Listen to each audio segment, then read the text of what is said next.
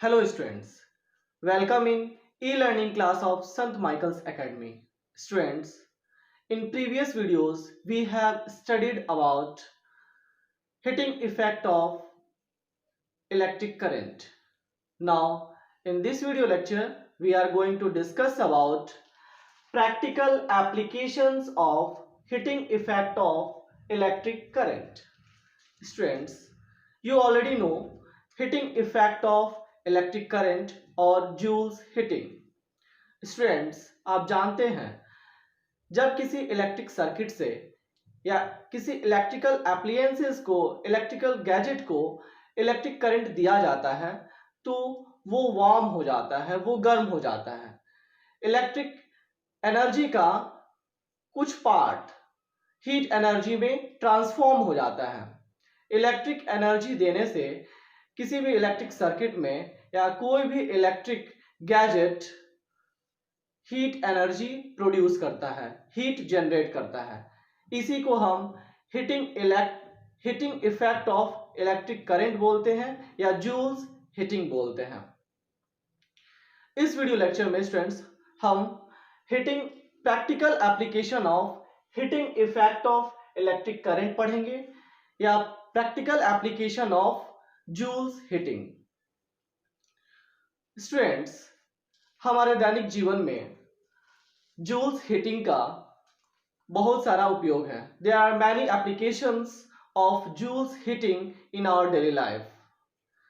Students, as you know, when we give electric current to an electric circuit or any electrical appliances, it generates heat.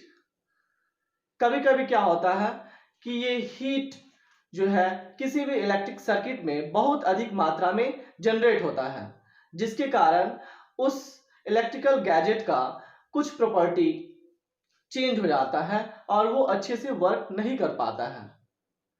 तो ये heating effect of electric current का disadvantage हुआ. लेकिन इसके बावजूद भी there are so many advantages of heating effect of electric current. Heating effect of electric current का उपयोग हम लोग इलेक्ट्रिक लॉन्ड्री आयरन में करते हैं, इलेक्ट्रिक ओवन में करते हैं, electric kettle, electric heater, electric bulb and fuse में करते हैं. ये जो इलेक्ट्रिक करंट देने से एप्लायंसेस गर्म हो जाते हैं या कोई भी सर्किट में हीट जनरेट होता है, इसका उपयोग हम अपने दैनिक जीवन में करते हैं. स्टूडेंट्स, आपको पता होगा कि जिस इलेक्ट्रिक सर्किट में रेजिस्टेंस बहुत अधिक होता है या किसी इलेक्ट्रिकल एप्लायंसेस में, इलेक्ट्रिकल गैजेट में रेजिस्टेंस बहुत अधिक होता है तो वहां पे हीट जनरेट होता है, बहुत अधिक मात्रा में हीट जनरेट होता है. तो जैसा कि हम इलेक्ट्रिक लॉन्ड्री आयरन देख रहे हैं तो वहां पे क्या होता है, उसके कोयल्स के बीच में, उसका जो कोयल्स होता है उसमें क्या होता है, बहुत अधिक रेजिस्टेंस होता है, जिसके कारण वहां पे बहुत अधिक हीट जनरेट होता है और उसी जनरेटेड हीट का उपयोग हम आयरन करने में करते हैं, अपने कपड़ों को प्रेस करने में करते हैं. इस heating effect of electric current का यूज हम लाइट प्रोड्यूस करने में भी करते हैं. बल्ब में we use heating effect of electric current to produce light as in bulb. So let us discuss about bulb. This is a diagram of electric bulb. Here we can see there is a filament made up of tungsten, and in this bulb inert gases are filled. Nitrogen and argon gases are inert gases and they are chemically inactive. This is electrical foot contact and this is screw thread contact. These are two support wires and this is filament and this is glass bulb. Students, ये filament है और ये filament जो है वो tungsten metal का बना होता है, क्योंकि इलेक्ट्रिक बल्ब में फिलामेंट ऐसा होना चाहिए जो अधिक से अधिक हीट को रिटेन कर सके। जितना अधिक हीट यहाँ पे प्रोड्यूस हो उसे वो रिटेन कर सके। अधिक हीट देने के बाद से ये मेल्ट नहीं होना चाहिए। इसलिए ऑलवेज फिलामेंट को हम वैसे मेटल से बनाते हैं जिसका मेल्टिंग पॉइंट हाई हो। और टंगस्टन एक ऐसा मेटल है जिसका मेल्टिंग पॉइंट 3380 डिग्री सेल्सियस होता है। ये बहुत अधिक होता है और बहुत अधिक इलेक्ट्रिक एनर्जी देने के बाद से ये बहुत अधिक हीट जनरेट करता है। बहुत अधिक हीट जनरेट होने पे ये आसानी से मेल्ट नहीं होता है। बहुत अधिक हीट जनरेट होने के कारण ही ये क्या करता है, ग्लो करता है, मीन्स यहां से लाइट प्रोड्यूस होता है। फिर इस बल्ब के अंदर में नाइट्रोजन और आर्गन गैसेस भरे होते हैं। क्यों? क्योंकि नाइट्रोजन और आर्गन गैसेस एक इनर्ट गैसेस हैं जो केमिकली इनएक्टिव होते हैं। ये किसी के साथ रिएक्शन नहीं करते हैं। यही कारण है कि फिलामेंट का लाइफ जो है वो प्रोलॉन्ग होता है, मीन्स इसका लाइफ बढ़ जाता है।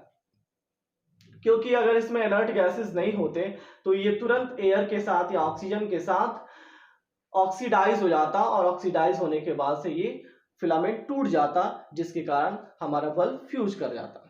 और हमारे डेली लाइफ में भी हम लोग देखे होंगे कि कभी कभी ये बल्ब फूट जाता है या कहीं से ब्रेक हो जाता है तो उसमें एयर इंटर कर जाता है, ऑक्सीजन इंटर कर जाता है, जिसके कारण फिलामेंट ऑक्सीडाइज होकर टूट जाता है। उसके बाद से बल्ब जलना बंद कर देता है, लाइट प्रोड्यूस करना बंद कर देता है। इसलिए इसमें नाइट्रोजन और आर्गन गैसेस भरे होते हैं ताकि ये फिलामेंट को ऑक्सीडाइज होने से रोके और अधिक दिनों तक ये बल्ब जल सके।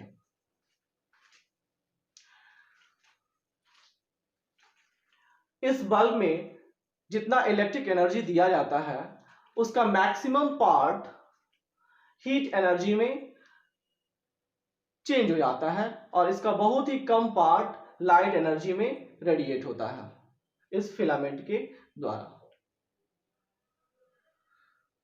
तो इस तरह से इलेक्ट्रिक बल्ब में हीटिंग इफेक्ट के कारण लाइट प्रोड्यूस होता है। There is another common example of another common application of heating effect of electric current, that is fuse used in electric circuit। हम अपने घरों में फ्यूज यूज करते हैं।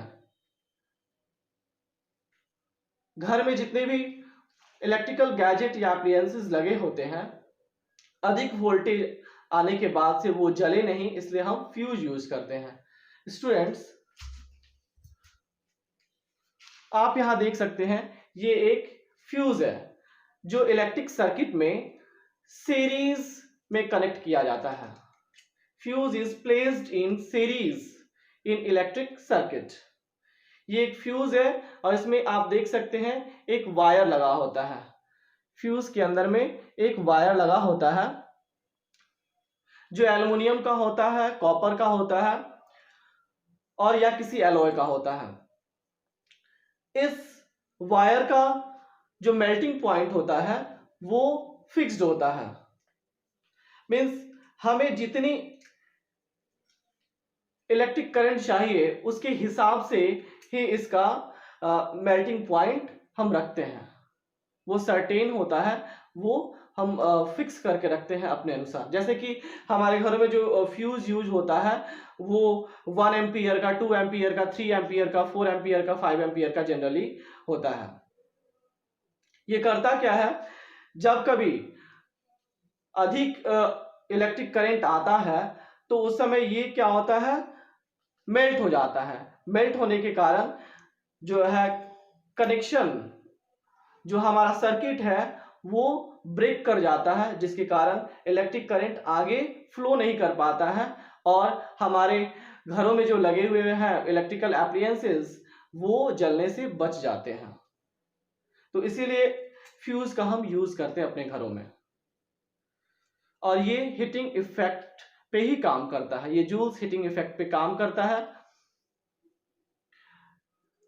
ये वायर ये वायर जो है एक फिक्स्ड एम्पियर का होता है, और उससे अधिक एम्पियर का जब इलेक्ट्रिक करंट फ्लो करता है तो ये मेल्ट हो जाता है। मेल्ट होने के कारण जो है सर्किट वो ब्रेक कर जाता है, और जिसके कारण से हमारे जितने भी इलेक्ट्रिकल गैजेट्स हैं, जितने भी इलेक्ट्रिकल एप्लियंसेस हैं, वो खराब होने से बच जाते हैं, जलने से बच जाते हैं। तो चलिए हम एक एग्जांपल के थ्रू ये देखने का प्रयास करेंगे कि हम कैसे एश्योर करेंगे कि ये जो फ्यूज है और इस फ्यूज का जो वायर है वो कितने एम्पियर का होना चाहिए, और हमें अगर जैसे कि कितना वोल्टेज और कितना करंट चाहिए, तो उसके लिए कितना हम एम्पियर का ये वायर लगाएं या फ्यूज लगाएं।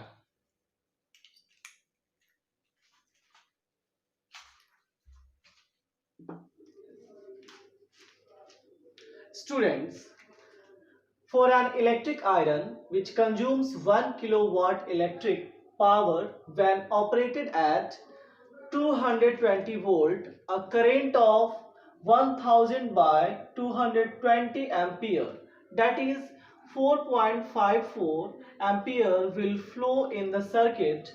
In this case, a 5 ampere fuse must be used. Students, यहाँ पे एक इलेक्ट्रिक आयरन है जो 1 किलोवाट इलेक्ट्रिक पावर को कंज्यूम करता है। सो हमें यहाँ पे पावर पता है, power is equals to 1 kilowatt. 1 kilowatt equals to 1000 watt, और यहाँ पे पोटेंशियल डिफरेंस हमें पता है 220 वोल्ट। पोटेंशियल डिफरेंस भी इक्वल्स टू 220 वोल्ट। हमें ये पता करना है कि हमें कितना एम्पियर का फ्यूज लगाना चाहिए ताकि इलेक्ट्रिक करंट फ्लो करे, और जिस अमाउंट में इलेक्ट्रिक करंट फ्लो करे, यानी 1 किलोवाट हमें पावर चाहिए, तो इलेक्ट्रिक करंट जो हम दे रहे हैं उससे हमारा जो अधिक जाएगा, ठीक है ना, उससे अधिक अगर इलेक्ट्रिक करंट आता है तो ये फ्यूज क्या होगा, फ्यूज जो है वो ब्रेक कर जाएगा, मींस मेल्ट हो जाएगा, जिससे हमारे एप्लियंसेस जो है वो सेव हो जाएंगे, जलने से बच जाएंगे। सो हमें ये डिसाइड करना है कि हम फ्यूज कितने एम्पियर का लगाएं ताकि हमें जितने इलेक्ट्रिक करंट चाहिए वो भी मिल जाए, और उससे अधिक इलेक्ट्रिक करंट आए तो ये फ्यूज का वायर मेल्ट हो जाए और हमारे जो एप्लियंसेस है वो सेव हो जाए। सो हमें पावर पता है वो 1000 वाट है, और पोटेंशियल डिफरेंस 220 वोल्ट है। तो स्टूडेंट्स हम लोग ये जानते हैं कि P equals to V into I होता है, एंड I इक्वल्स टू क्या हो जाएगा, P बाय V। सो P हमारा है 1000 वाट एंड पोटेंशियल डिफरेंस है 220 वोल्ट, और ये इक्वल्स टू हो जाएगा 4.54 एम्पियर।